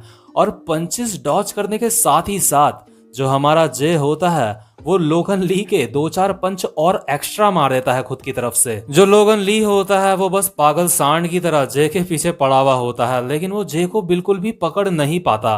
और जो हमारा जे होता है कभी वो लोगन ली के ऊपर मुक्कों की बारिश करता है, कभी वो लोगन ली के ऊपर लातों की बारिश करता है। तो जो लोगन होता है मार खाने के बाद वो अपने मन में सोचता है, लगता है मेरा फाइटिंग स्टाइल जुजुत्सु इसके ऊपर काम नहीं कर रहा है। ये पहली बार है जब मैं किसी को इस तरह से फाइट करते हुए देख रहा हूँ। इसके बाद लोगन कहता है, तुम पक्का बहुत ज्यादा मूवीज देखते होंगे, क्या तुम्हें वॉन बिन पसंद है? लेकिन जो लोगन होता है वो अपने मन में सोच रहा होता है, ये मेरे सारे हमलों से बड़े ही आसानी से बच जा रहा है, ये सच में काफी ज्यादा स्ट्रांग है। लोगन जे को कहता है, मुझे नहीं पता कि ये फाइटिंग स्टाइल तुमने कहां से सीखा है, लेकिन अब मुझे बहुत ज्यादा थक लग रही है, तो इसको अब जल्दी से खत्म करते हैं। लोगन अपने मन में सोच रहा होता है, फाइट करते करते मैं बहुत ज्यादा थक चुका हूँ और इससे पहले भी मैंने सीनियर्स के साथ फाइट करी थी, उसकी वजह से भी मैं काफी ज्यादा थक चुका हूँ। और तभी हम देखते हैं जो लोगन ली होता है वो अपनी औकात दिखा ही देता है। जिन पैसों के लिए जे यहाँ पे आया होता है ह्युंगसुक को वापस करने के लिए वो पैसे, तो लोगन ली के हाथ में वही लिफाफा होता है जिसके अंदर वो पैसे होता है। और जो लोगन ली होता है वो अपने हाथ में उस लिफाफे को लेता है और फाड़ने लगता है। लोगन जे को कहता है, क्या तुम वहां पे ऐसे ही खड़े रहोगे? मैं इस लिफाफे को फाड़ने वाला हूँ। और यार तभी हमारा जो जे होता है उसको याद आता है जो मोटा वाला ह्युंगसुक होता है, उसने कहा था मेरी मदर ने ये जो $5 हैं ये डैनियल को दिए थे और डैनियल के लिए ये $5 बहुत ही ज्यादा स्पेशल हैं। और ये जानते हुए भी कि ये एक चाल है, जो हमारा जे होता है वो उस लिफाफे को बचाने के लिए सीधा आगे भागता है। और जो लोगन होता है ये हरामी, ये हंसते हुए अपने मन में सोचता है, बहुत बढ़िया, अब फाइट करने में बहुत ज्यादा मजा आएगा, आजा। तो हम देखते हैं जो हमारा जे होता है वो सीधा उस लिफाफे की तरफ बढ़ता है। वो सोचता है कहीं ये उसे फाड़ ना दे, लेकिन तभी जो लोगन होता है वो जे के ऊपर एक हमला करता है, लेकिन अपना जे उस हमले से भी बच जाता है और दोबारा उस लिफाफे को पकड़ने की कोशिश करता है। लेकिन तभी जो लोगन होता है वो जे के बाल पकड़ लेता है। लोगन कहता है, मैंने तुझे पकड़ लिया, ये एक असली मैच नहीं है जुजुत्सु का, तो इसलिए मुझे कोई जरूरत नहीं है तेरी यूनिफॉर्म पकड़ने की। तूने बस बच बच के फाइट करना ही सीखा है। तू बच बच के फाइट करता है और बहुत ज्यादा तेजी से फाइट करता है, लेकिन अब मैंने तुझे पकड़ लिया है। तूने फाइट करना बहुत ही ज्यादा अच्छे से सीखा है, लेकिन मैंने कहा कि ये एक असली मैच नहीं है। और जो लोगन होता है वो एक पंच मारता है जे के फेस पे। लोगन कहता है जुजुत्सु का मतलब बस ये नहीं होता कि मैं तुझे पकड़ने के लिए तेरे पीछे भागता रहूं। और हम देखते हैं जो जे होता है वो लोगन से अपने आप को छुड़ाने की कोशिश कर रहा होता है, लेकिन तभी जो लोगन होता है वो जे को एक लॉक लगा देता है। लोगन जे को जो लॉक लगाता है उस वजह से जे को काफी ज्यादा दर्द हो रहा होता है, तो इसलिए लोगन कहता है अब हार भी मान जा और मुझे बता तुझे यहाँ पे किसने भेजा है। अगर तूने हार नहीं मानी और ऐसा ही चलता रहा तो तू जल्दी ही मर जाएगा। लेकिन यार हमारा जो जे होता है वो बिल्कुल भी हार नहीं मानता, क्योंकि उसको युंगसुक के वो $5 वापस लेने होते हैं। लेकिन तभी हम देखते हैं जो जे की बॉडी होती है वो जमीन से हवा में उड़ जाती है। लोगन ने जे को इतना खतरनाक लॉक दिया होता है और धीरे धीरे करके जे की बॉडी ढीली पड़ने लगती है। और तभी हम अचानक से देखते हैं वहां पे युंगसुक आ जाता है। युंगसुक कहता है जे, और तभी हम देखते हैं जो युंगसुक होता है वो बिना समय गंवाए हवा में एक जंप मारता है और बढ़ता है लोगन की तरफ उसको पंच मारने के लिए। और ये वाला चैप्टर यहीं पे खत्म हो जाता है। उम्मीद करता हूँ कि आज की एक्सप्लेनेशन भी आपको अच्छी लगी हो। और अगर आप चाहते हो कि वीडियोस जल्दी जल्दी अपलोड करूँ मैं, तो इसके लिए भाई लोग प्लीज प्लीज प्लीज वीडियो को लाइक जरूर कर देना और चैनल को भी सब्सक्राइब कर देना। तो भाइयों और उनकी बहनों, अब मैं आपसे मिलता हूँ अपने नेक्स्ट एपिसोड में। तब तक के लिए गुड बाय। जो हमारा जे होता है वो लोगन ली के साथ फाइट कर रहा होता है और हमारे जे ने लोगन ली की धज्जियां उड़ा दी थी। लेकिन लास्ट में जो लोगन ली होता है वो धोखे से जे को पकड़ लेता है और उसको एक लॉक मार देता है, जिस वजह से जे की हालत खराब हो जाती है। लेकिन तभी हम देखते हैं वहां पे हमारा युंगसुक आ जाता है, जो लोगन ली को पंच मारने बस जा ही रहा होता है। तो जो हमारा युंगसुक होता है वो अभी अपने मन में सोच रहा होता है जे आखिर ये लोगन के साथ फाइट क्यों कर रहा है, लेकिन अभी मुझे क्या करना चाहिए। जब मैंने देखा कि जे लोगन ली के साथ फाइट कर रहा है तो मैं बिना कुछ सोचे समझे लोगन की तरफ अटैक करने के लिए बढ़ गया। तो जो लोगन ली होता है वो अपने मन में कहता है अब ये कौन आ गया है, क्या ये दोनों दोस्त हैं आपस में, आखिर आज ये मेरे साथ हो क्या रहा है। तो हम देखते हैं जो युंगसुक होता है वो लोगन ली की तरफ अटैक मारने के लिए बढ़ ही रहा होता है। तो इस वजह से लोगन ली जे को अपनी पकड़ से छोड़ देता है और सीधा डायरेक्ट बढ़ता है युंगसुक की तरफ उसको मारने के लिए। लोगन अपने मन में सोचता है ये बंदा मेरे ऊपर से अटैक कर रहा है, ये सच में बहुत ज्यादा बेवकूफ है। तो जो लोगन ली होता है वो युंगसुक को भी बिल्कुल वैसे ही पकड़ने की कोशिश करता है जैसे उसने जे को पकड़ा होता है। लोगन ली ने लगभग युंगसुक को पकड़ ही लिया होता है और लोगन ली अपने मन में सोच रहा होता है मैंने इसको पकड़ लिया। और जो युंगसुक होता है वो अपने मन में सोच रहा होता है ये सच में बहुत ज्यादा डरावना है, मुझे इसकी पकड़ से बचना होगा। और हम देखते हैं जो हमारा युंगसुक होता है वो लास्ट मोमेंट में लोगन का जो हाथ होता है जो युंगसुक की तरफ बढ़ रहा होता है उसको अपने हाथ से युंगसुक मार के दूसरी तरफ कर देता है लोगन का हाथ। युंगसुक ने लोगन के हाथ में इतना तेज से मारा होता है कि जो लोगन का हाथ होता है वो कांप रहा होता है। इसके बाद जो लोगन होता है वो अपने मन में सोचता है मेरा हाथ, इसने मेरे हाथ की पकड़ को आराम से ब्लॉक कर लिया। जो वो भूरे बाल वाला लड़का है वो भी मेरे इस पकड़ से बहुत ही मुश्किल से बच पा रहा था, लेकिन इस बंदे ने बड़े ही आसानी से मेरे इस अटैक को डॉज कर लिया। आखिर साला ये दोनों के दोनों यहाँ पे आए कहां से हैं। और हम देखते हैं जो हमारा युंगसुक होता है वो लोगन की परवाह करे बिना जे के पास चला जाता है और वो जे को कहता है हे जे, तुम ठीक तो हो ना, जे खड़े हो जाओ जे। लेकिन तभी युंगसुक को एहसास होता है कि उसके पीछे कोई खड़ा है और युंगसुक अचानक से पीछे मुड़ के देखता है और जो लोगन ली वहां पे खड़ा होता है उसके पीछे वो कहता है आखिर तुम हो कौन, क्या तुम इसके दोस्त हो और तुम दोनों को यहाँ पे भेजा किसने है। इसके बाद जो युंगसुक होता है वो अपने मन में सोचता है जब मैंने लोगन ली को आमने सामने देखा और जब मेरी आंखों से उसकी आंखें मिली, उसके बाद मैंने अपने आप से जितने भी प्रॉमिस करे थे, मेरे अंदर जितना भी जोश था, वो सब का सब डर में बदल गया। और यार जो हमारे युंगसुक के वो वाले मोमेंट थे ना, जिस वक्त वो ये सोच रहा था मैंने इस बॉडी से वास्को को भी हराया है, जैक को भी हराया है, तो मैं इस बॉडी से लोगन ली को भी हरा सकता हूँ, मैं ये कर सकता हूँ। तो ये सारी की सारी जितनी भी चीजें होती हैं अभी ये मिट्टी में मिल चुकी होती हैं। और इस वक्त युंगसुक के दिमाग में उन यादों ने कब्जा कर लिया होता है जो उसकी पुरानी यादें होती हैं। जब जो लोगन ली होता है वो उसको बहुत ज्यादा परेशान करता है, इतना ज्यादा दुख देता है कि उससे सहा नहीं जा रहा होता। हम देखते हैं जो हमारा युंगसुक होता है उसकी लोगन ली को देख के बहुत ज्यादा फट रही होती है। इसके बाद जो लोगन ली होता है वो कहता है ये सच में बहुत ज्यादा बुरा दिन है, अब मुझे लगता है अब तुम्हारी बारी है। और जो हमारा युंगसुक होता है अभी भी उसकी फटके 4 ही रहती है।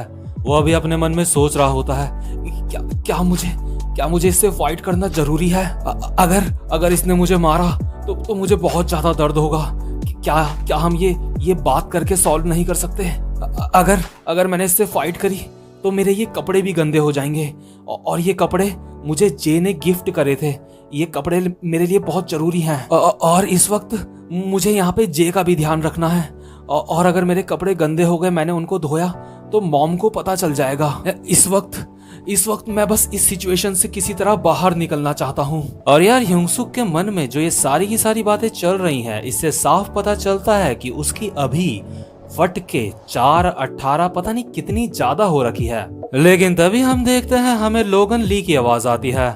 लोगन कहता है यहाँ से निकल जाओ, मुझे नहीं पता कि तुम्हें यहाँ किसने भेजा है, लेकिन इससे पहले मेरा दिमाग बदल जाए तुम यहाँ से निकल जाओ। और जाते जाते जो लोगन होता है वो अपने मन में सोच रहा होता है ये बंदा मुझे कोई आम इंसान नहीं लगता, मैं इस वक्त बहुत ज्यादा थका हुआ हूँ, इसलिए मेरे को अभी इससे फाइट नहीं करनी चाहिए। लोगन युंगसुक को कहता है अपने दोस्त को उठा और यहाँ से निकल ले, लेकिन लोगन अभी अपने मन में सोच रहा होता है ये साला, मैं इसका चेहरा याद रखूंगा। जो युंगसुक होता है वो अपने मन में सोच रहा होता है क्या ये यहाँ से जा रहा है, ये सच में यहाँ से जा रहा है? खैर जो भी हो, इसने जो मेरे $5 थे अब तक तो वो खर्च कर ही दिए होंगे, मैं अपनी मदर का आगे से अच्छे से ख्याल रखूंगा। इसके बाद जो लोगन होता है वो वहां से चला जाता है, और जो युंगसुक होता है वो अभी भी अपने मन में सोच रहा होता है अगर मैं सच बताऊं तो मुझे अभी बहुत ज्यादा रिलैक्स्ड महसूस हो रहा है। इसके बाद हम देखते हैं जो जे होता है उसकी धीरे धीरे आंखें खुलती है, और जे देखता है जो युंगसुक है वो उसको अपने कंधे में उठा के लेके जा रहा है। और जैसे ही जे देखता है कि वो युंगसुक के कंधे के ऊपर है, वो छटपटाने लगता है। लेकिन तभी जो हमारा युंगसुक होता है वो कहता है अरे जे रिलैक्स हो जाओ तुम। युंगसुक जे को कहता है जब तुम यहाँ पे आए थे तो क्या उस बंदे के और तुम्हारे बीच में कुछ हुआ था? क्या उस बंदे ने तुमसे लड़ाई करना स्टार्ट कर दिया था अचानक से?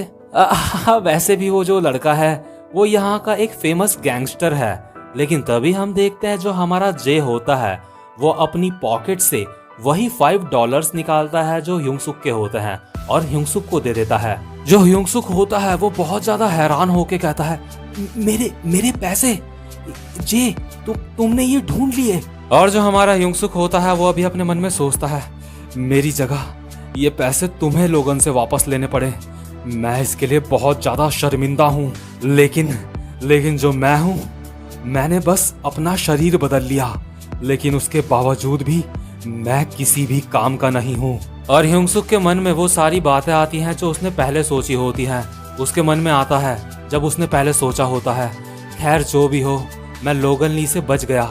वो एक नेचुरल डिजास्टर की तरह है, जैसे भूकंप, सुनामी। खैर जो भी हो, उसने मेरे $5 अब तक तो खर्च कर ही दिए होंगे।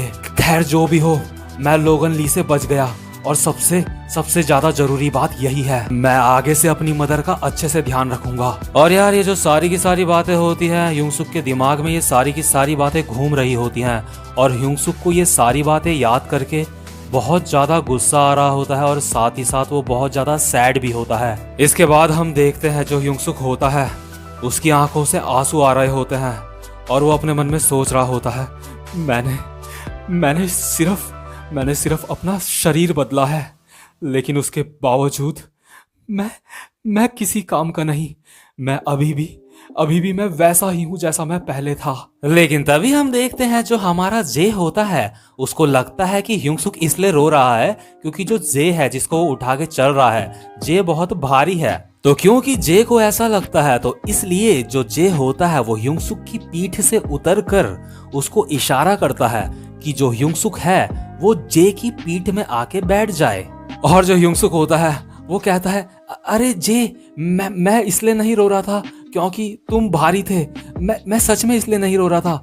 नहीं, तुम्हें मुझे उठाने की जरूरत नहीं है जे। मतलब यार सच में जो जे है वो बहुत ही ज्यादा मासूम है और दिल का बहुत ज्यादा साफ बंदा है। इसके बाद हम देखते हैं जो ये वाला वक्त होता है ये बीत जाता है और इसके बाद सीन शिफ्ट होता है और हमें दिखाते हैं वही वाला कपड़ों का स्टोर जहां से मोटे वाले ह्यूंगसुक ने अपनी मदर के लिए कपड़े लिए होते हैं। यहाँ पे हम देखते हैं जो मोटा वाला ह्यूंगसुक होता है वो अपनी मदर के साथ आया हुआ होता है क्योंकि जो उसने अपनी मदर के लिए कपड़े लिए होते हैं उसमें एक दाग होता है। तो इसीलिए जो ह्यूंगसुक होता है वो इस वाले कपड़े को वापस से एक्सचेंज कराने के लिए आया होता है यहाँ पे। तो जो बंदा स्टोर में काम करता होता है वो सीधे सीधे बोल देता है, सर हम इसको एक्सचेंज नहीं कर सकते। लेकिन जो ह्यूंगसुक होता है वो कहता है, लेकिन इस कपड़े में पहले से यहाँ पे एक दाग था और मैं इसके पैसे वापस नहीं मांग रहा हूँ।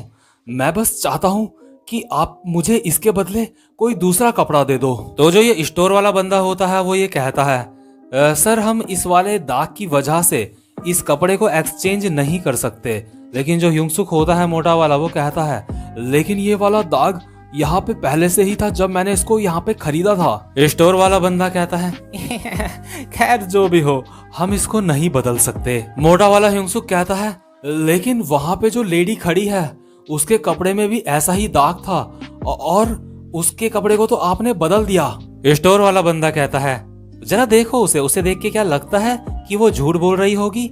तो जो ह्यूंगसुक होता है वो कहता है, क्या इसका मतलब आपको लगता है कि मैं झूठ बोल रहा हूँ? तो स्टोर वाला बंदा कहता है, मैं श्योर तो नहीं हूँ, लेकिन ऐसे काफी सारे लोग होते हैं जो हमें बेवकूफ बनाने की कोशिश करते हैं। लेकिन तभी हम देखते हैं जो ह्यूंगसुक की मदर होती है वो अपना सर झुका के कहती है, हाँ आपने बिल्कुल सही कहा, हमें माफ कर दीजिए।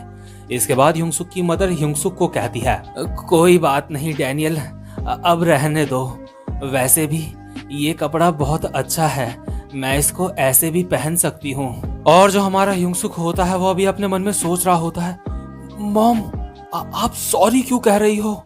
मैं जब मॉम के साथ यहाँ पे रहने आया था, मॉम ने कहा था कि वो मेरा कमरा अच्छे से साफ कर देंगी ताकि मैं उनके साथ वहां पे अच्छे से रह पाऊं। इसके बाद हम देखते हैं वहां पे दो निर्लज लड़कियां रहती हैं स्टोर की और वो दोनों हंस रही होती हैं और वो ह्यूंगसुक को कहती हैं, देखो अब तो तुम्हारी मदर भी मान गई है। वैसे भी हमने ऐसे काफी सारे केसेस पहले भी काफी बार देखे हैं।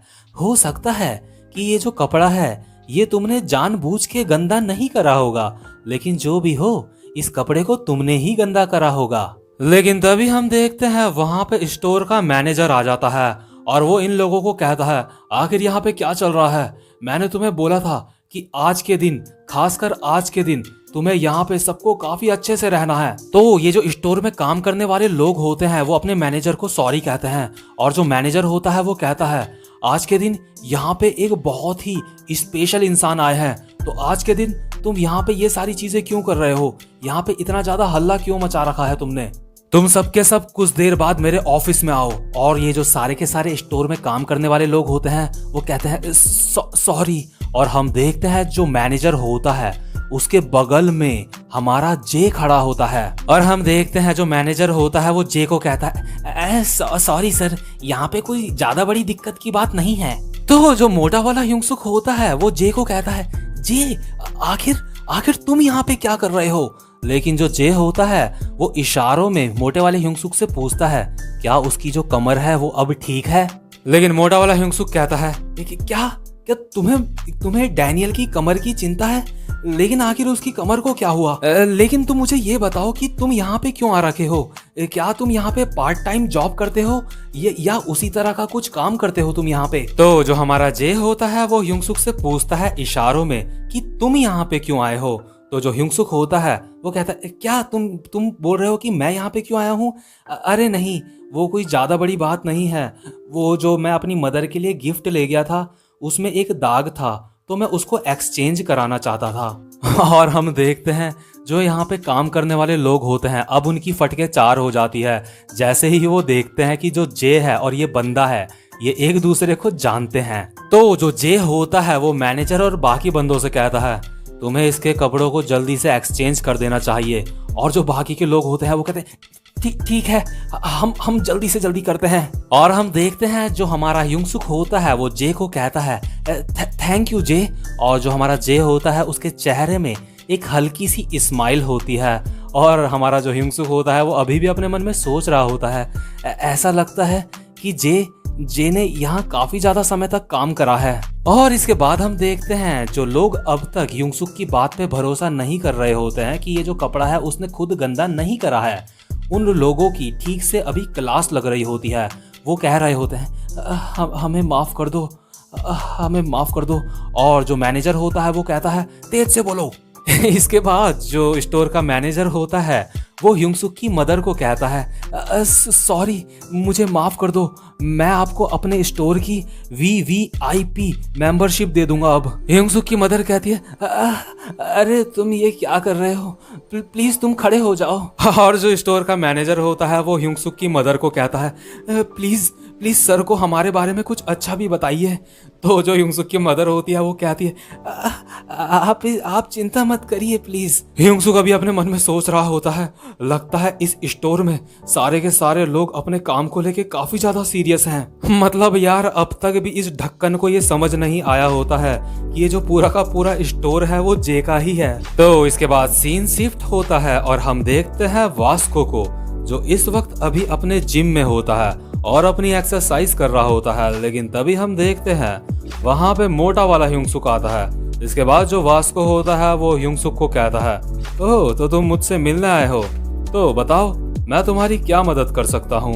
तो जो ह्यूंगसुक होता है वो कहता है मैं अपने आप को बदलना चाहता हूँ। और ह्यूंगसुक अभी अपने मन में सोच रहा होता है मुझे बस अपने शरीर को ही नहीं बदलना, मुझे अपने आप को अंदर से बदलना है। लोगन ली से मिलने के बाद मुझे एहसास हुआ कि मैं बस एक भगोड़ा हूँ और मैं नहीं जानता था कि लोगन ली के साथ जो मेरा कनेक्शन है मैं उससे इतनी आसानी से पीछा नहीं छुड़ा सकता। तो इसके बाद जो हमारा वास्को होता है वो कहता है तो क्या तुम ये करने के लिए तैयार हो? मतलब कि यार अब जो हमारा मोटा वाला ह्यूंगसुक है वो अपनी बॉडी और माइंड दोनों में ही वर्क करेगा वास्को के साथ रह के। इसके बाद हम देखते हैं लोगन ली को जो एक गली में बैठा होता है और अभी अपने मन में सोच रहा होता है आखिर वो दोनों के दोनों साले आए कहाँ से थे। मैंने सारी की सारी गलियां छान मारी लेकिन उसके बाद मुझे वहां पे वो नहीं मिले, इसका मतलब जरूर वो दोनों यहाँ नहीं रहते। इसके बाद सीन शिफ्ट होता है और हम देखते हैं उस बंदे को जो लोगन ली का दोस्त होता है और लोगन ली भी वहीं पे होता है। तो ये जो बंदा होता है ये लोगन से कहता है देखो पिकाचू आ गया, हे लोगन आज हमें इससे क्या करवाना चाहिए। तो जो लोगन होता है वो सिगरेट पीते पीते कहता है इसे आज कुत्ता बनाओ। इसके बाद ये बंदा कहता है हा, चलो ठीक है। इसके बाद ये बंदा पिकाचू को कहता है यानी कि वही बंदा जो ह्यूंगसुक को मिला होता है। तो ये बंदा उस बंदे को कहता है हे आज तुम एक कुत्ते की एक्टिंग करो, मैं तुम्हें 30 सेकंड्स देता हूँ। और हम देखते हैं जो स्कूल का बड़ा सा ग्राउंड होता है, ये जो लड़का होता है बेचारा वो वहां पे कुत्ते की एक्टिंग करते करते ऐसे कर रहा होता है वो मतलब यार वहां पे मतलब ऐसी एक्टिंग कर रहा होता है और उसको बहुत ज्यादा एम्बैरेस फील हो रहा होता है। और हम देखते हैं स्कूल के सारे स्टूडेंट इसी को देखे जा रहे होते हैं और ये अपने मन में सोच रहा होता है मुझे मत देखो मैं मरना चाहता हूँ। उफ मतलब यार हद होती है यार एक चीज की। और इसके बाद हमें पीछे से एक वॉइस ओवर आती है आज फिर से कहीं पे एक कुत्ता जो गुलाम है वो कहीं पे पैदा हो गया। और ये वाला चैप्टर यहीं पे खत्म होता है। उम्मीद करता हूँ कि आपको आज की एक्सप्लेनेशन भी अच्छी लगी हो। तो यार अगर आप चैनल पे नए हो तो चैनल को सब्सक्राइब करो, और पुराने या नए दोनों में से कोई भी हो तो वीडियो को लाइक करो। तो मैं अब आपसे मिलता हूँ अपनी नेक्स्ट वीडियो में, तब तक के लिए गुड बाय।